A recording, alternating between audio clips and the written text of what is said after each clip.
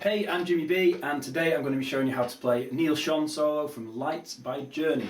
The video is going to be split into 3 different sections. First of all, I'm going to play it for you at full speed, then we'll do it a little bit slower, and at the end I'm going to break it down and show you all the individual parts. Alright, here we go.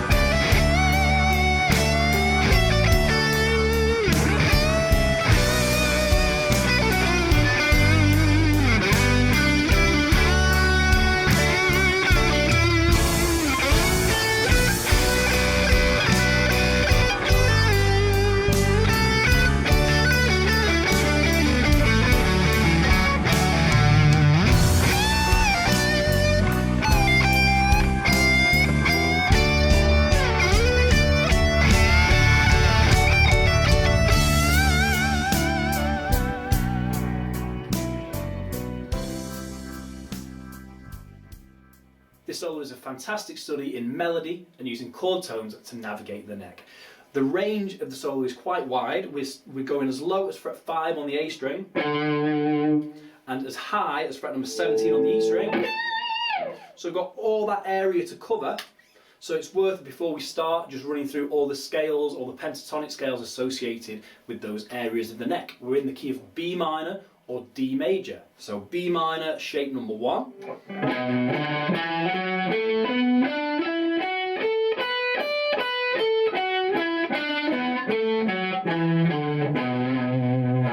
You should all be pretty comfortable with that one. We are going a little bit lower than that, so it's worth doing shape number 5 as well, so dropping down to fret number 5 on the E string for the 5th shape.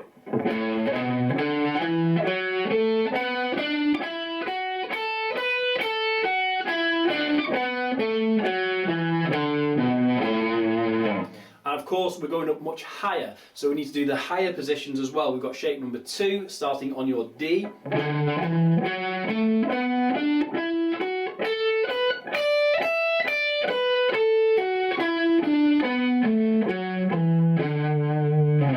Shape number 3 starting on E, fret 12 of the E string.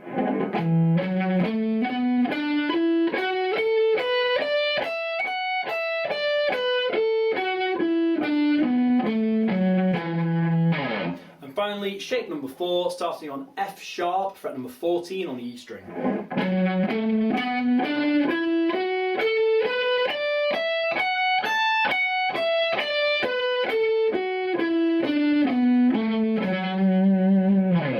So the idea of running these scales first is to get your ears, your fingers and your eyes used to where all the notes are going to be, and then you'll be less likely to make mistakes. So before you try the solo, make sure you've got all of those shapes under your fingers and you're very comfortable with them. So we lead into the solo with a run in B minor. We're going to be playing around the first pentatonic shape, sliding into the first note, finger 3 on the A string. We've got the 4 notes of the scale, and then we've got another slide, finger 3 on the G string, and then carrying on onto the B string. So this is now minor pentatonic shape 2.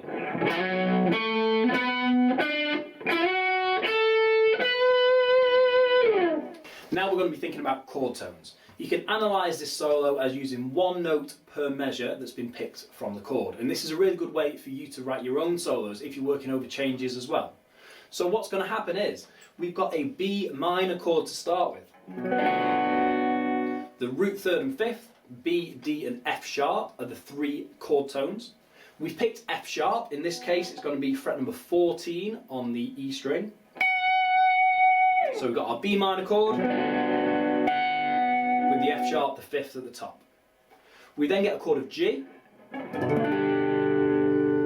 notes being G, B and D, and this time we've picked the D note, which is fret number 10 on the E string. So our melody is basically those two notes, it's F sharp and D. To make it more interesting, we're going to use the scale and we're going to use some techniques just to spice it up a little bit. We're going to start off with a bend from our E note up to the F sharp. We're going to do that twice. And then we're going to come back down to our E and alternate between E and D, resolving on that G major chord tone.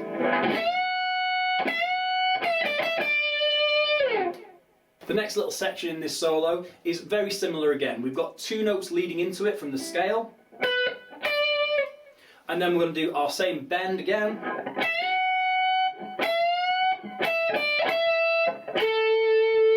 This time resolving to a different note. Our chords are different under that this time. We've got a D major, D, F sharp and A, and we've picked the F sharp from that bend.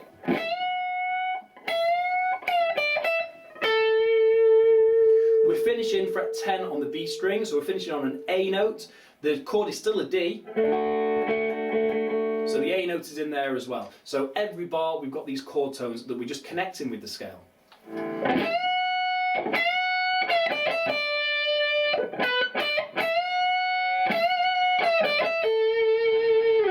To give us a little interest and movement in our melody, we can make the notes further apart or use more area of the neck, and that's going to make it more interesting to listen to. So our next chord tones we're going to pick are going to be a D note, fret number 10 of the E string, and then a D note again, this time fret number 7 of the G. The chords underneath that are B minor, B, D and F sharp, so the D is a good choice, and then G, G, B and D, again the D is going to work. So to make it interesting, this is where Neil Schon plays his kind of fast blues lick. The phrasing is a little bit strange. We kind of rush to cram all the notes in so it sounds a bit more exciting rather than it being evenly spaced. Start off with our bend on the E string. This is B minor, shape 1.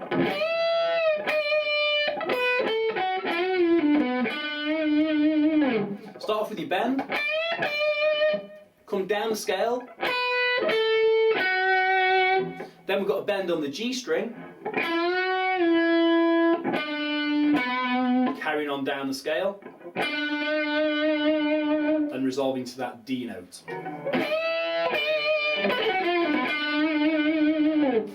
If we think about our next two chords, we've got a D and an A. So we're going to pick our chord tones from those two chords. We're going to use the F sharp again. This time it's fret 11 on the G string. The note from the A chord is going to be E, which is the 5th. That's going to be fret number 9 on the G string. Again, using bends to make it a bit more interesting. And with this one, we're going to lead into it with a little scale sequence as well.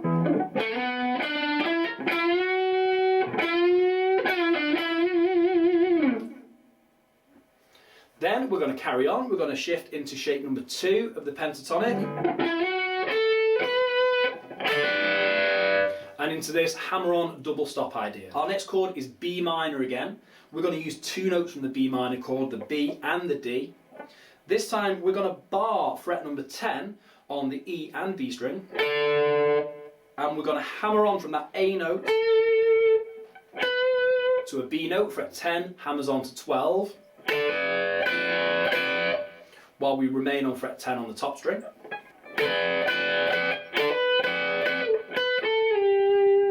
We've got our two notes in position and then sliding away. This time going to a G note, and it's a G chord.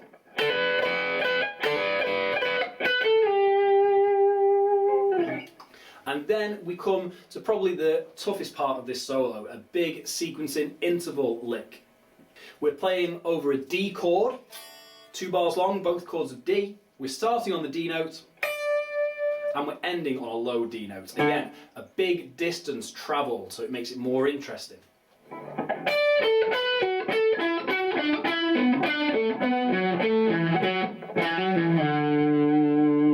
Basically, we're going to create a sequence in the scale. We're going to play our first note, and then we're going to come down the scale, but we're going to miss one note out. We're going to then return to the note that we missed.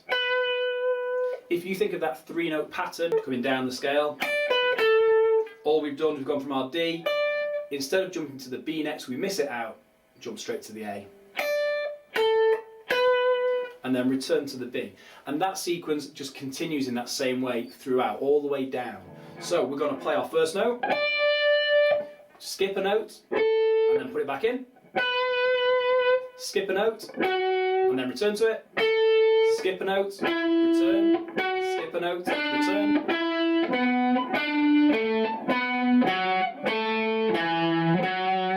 All the way through the scale until we get to the A string, fret number 7 and 9. And then we finish off with a hammer on and a slide, hammer on, pull off and slide. We're going to hammer from fret 7 to 9, pull off, and then slide down to fret number 5, our D note from the D chord. You might want to start this pattern with an upstroke from your plectrum, might make things a little bit easier.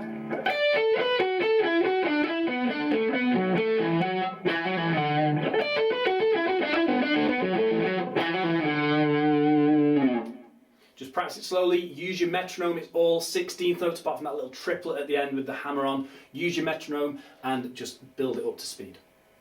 We're now entering the final section of our solo. At this point we've almost got a key change. We're now thinking of D minor rather than D major. As you probably know, in a blues context, when you play a minor scale over the major chord, that's what gives it that blues flavour. So it's a really useful, really effective device to use. So D minor, shape number 2, we've got fret 15 and fret 13 on the E and B strings. We're going to start with a bend, and then release and a pull off, before crossing over to the B string and playing 15. Next is a pre-bend. We've already bent the note before striking it. So we're going to already bend the note, then pick it, so you only hear it travelling down. Then your 2 more scale notes. And then we've got fret number 13 on the E, with kind of a bluesy quarter tone bend. Finishing on the D.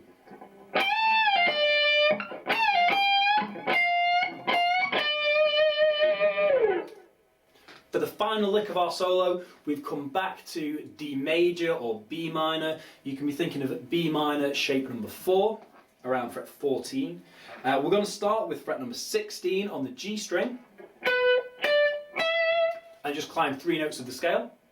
And we're going to finish off, since it's a D chord, we've got D, F sharp and A. We're going to play a double stop again, this time with a bend, almost gives us a kind of country flavour.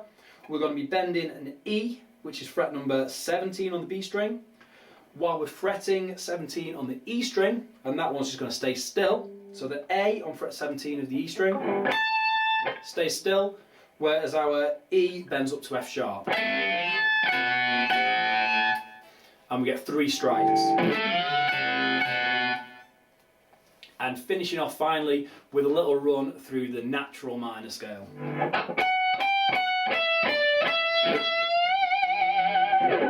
We're going to be playing F sharp to G, fret number 14 and 15 on the E string, and then down the scale,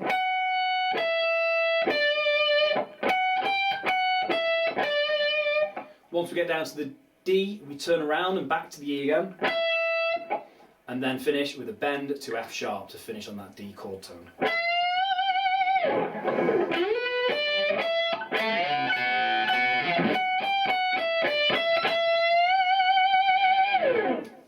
So remember to think about the theory and think about these chord tones rather than just learning what all the notes are. It's going to make it easier to remember this tune, but also you can then take those ideas and use them yourself. Okay, that's everything for today. Thanks a lot for watching. Don't forget to subscribe and I'll see you next time.